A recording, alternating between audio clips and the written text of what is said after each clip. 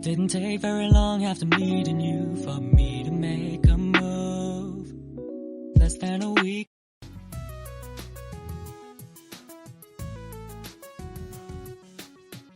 Hey guys, welcome back to my channel. মই শতাব্দী আৰু আজি আকৌ এটা নতুন ৰেচিপি লৈ মই উপস্থিত হলো আপোনালোকৰ সন্মুখত। আজি মই আপোনালোকক দেখুৱাম মাইক্ৰ'ওভেন নথকাকৈ আপোনালোকে ঘৰত কেনেদৰে অতি সহজে তন্দুৰী চিকেন বনাই খাব পাৰে। তেতিয়াহ'লে আহক আমি ৰেচিপিটো ষ্টাৰ্ট কৰোঁ।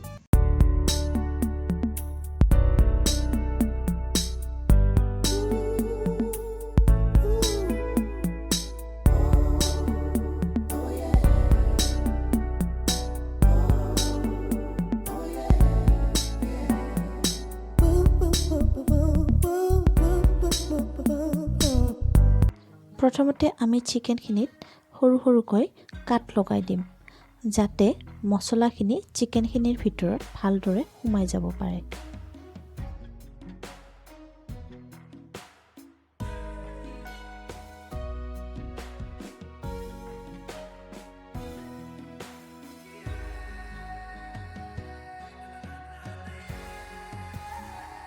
চিকেনখিনিত কাট লগোৱা হোৱাৰ পিছত এতিয়া মই ইয়াত দিম এচামুচ হালধি গুড়ি, এচামুচ ৰেড চিলি পাউডাৰ,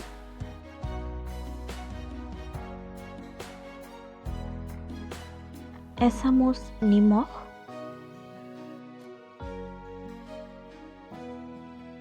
এতিয়া মই এই গোটেইখিনি চিকেনখিনিৰ লগত ভালদৰে সানি আধা ঘণ্টাৰ কাৰণে ফ্ৰিজত থৈ দিম। এতিয়া মই ল'ম একাপ দৈ। এতিয়া মই দৈখিনিত এটা নেমুৰ এফাল চেপি দিম। এতিয়া মই দিম ইয়াত এচামুচ আদা নহৰু পেষ্ট, এচামুচ হালধি গুড়ি, এচামুচ নিমখ, এচামুচ গৰম মছলা পাউডাৰ, ৰেড চিলি পাউডাৰ এচামুচ, জিৰা ধনিয়া পাউডাৰ এচামুচ, চিকেন মছলা পাউডাৰ এচামুচ। এতিয়া মই দৈৰ লগত এই মছলাখিনি ভালদৰে মিক্স কৰি ল'ম।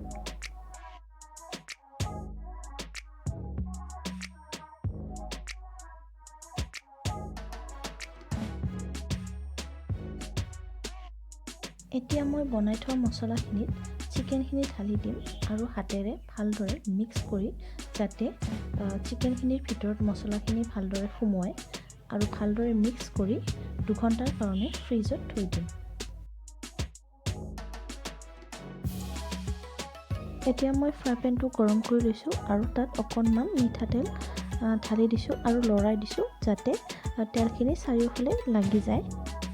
আপোনালোকৰ তাত যদি ননষ্টিকৰ ফ্ৰাই পেন নাথাকে তথাপিও একো কথা নাই, আপোনালোকৰ তাত যি টাৱা থাকে নৰ্মেল টাৱা বা কেৰাহীত আপোনালোকে তন্দুৰী চিকেনটো বনাব পাৰিব। এতিয়া মই ইয়াত দিম 1.5 চামুচ বাটাৰ আৰু বাটাৰখিনি মই ভালদৰে গলাই ল'ম।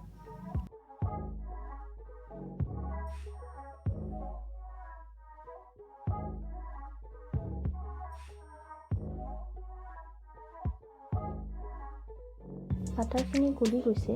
এতিয়া মই গেছটো মিডিয়াম হিটত দি লৈছোঁ আৰু চিকেনখিনি এটুকুৰা এটুকুৰা মই লাহে লাহে তাত এৰি দিছোঁ।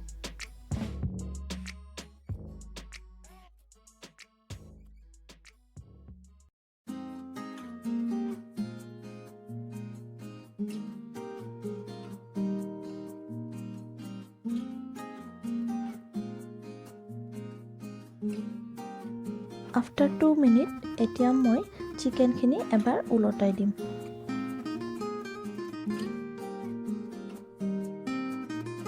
এতিয়া মই চিকেনখিনি এনেকৈ ল' হিটত হৈ থাকিবলৈ দিম।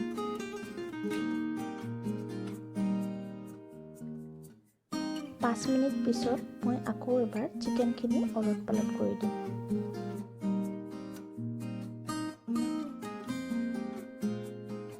এফালে মোৰ চিকেনটো হৈ আছে আৰু আনফালে মই গৰম হ'বলৈ দিছোঁ এটুকুৰা কয়লা। কয়লাটুকুৰ মই ব্যৱহাৰ কৰিম চিকেনখিনিত এটা স্মকি ফ্লেভাৰ আনিবলৈ। এতিয়া মই চিকেনখিনিৰ মাজত এটা সৰু বাতি বহুৱাই তাত কয়লাটুকুৰ দি এচামুচ বাটাৰ দি 10 মিনিট মিডিয়াম হিটত ঢাকন মাৰি থৈ দিম আৰু যেতিয়া চিকেনৰ এই গোটেই মছলাখিনি পুৰি যাব অকণমান মানে শুহি যাব আৰু অকণমান পুৰা হৈ যাব তেতিয়া মই এই ঢাকনখন গুচাই দিম 10 মিনিট হৈ গ'ল আৰু এতিয়া মই ঢাকনখন গুচাই দিম আপোনালোকে দেখিছে ইয়াৰ মছলাখিনি অকণমান পুৰি গৈছে এতিয়া মই গেছটো লো হিটত কৰি দিম আৰু ঢাকন নমৰাকৈ চিকেনখিনি এনেকৈ হৈ থাকিবলৈ দিম এতিয়া মই ইয়াৰ পৰা বাটিটো গুচাই দিছোঁ আৰু আপোনালোকে নিশ্চয় দেখা পাইছে চিকেনৰ মছলাখিনি শুহি গৈছে আৰু চিকেনটো অকণ পুৰি গৈছে তো চিকেনটো এতিয়া ৰেডি হৈ গৈছে মই চিকেনটো লো হিটত আৰু 5 মিনিট থৈ দিম যাতে চিকেনত যি বাকি মছলা আছে সেইখিনিও যাতে শুকাই যায় এয়া চাওক গোটেই মছলাখিনি শুকাই গৈছে আৰু এইটো এতিয়া পুৰা খাবলৈ ৰেডি হৈ গৈছে চিকেনটো এই কাৰণে মই বেছি কাঢ়া কৰি ৰাখিছোঁ জুইত যাতে চিকেনটো খাবলৈ আমি যিটো বজাৰত খাওঁ তেনেকুৱা যাতে লাগে সেইকাৰণে মই এইটো কঢ়াকৈ ৰাখিছোঁ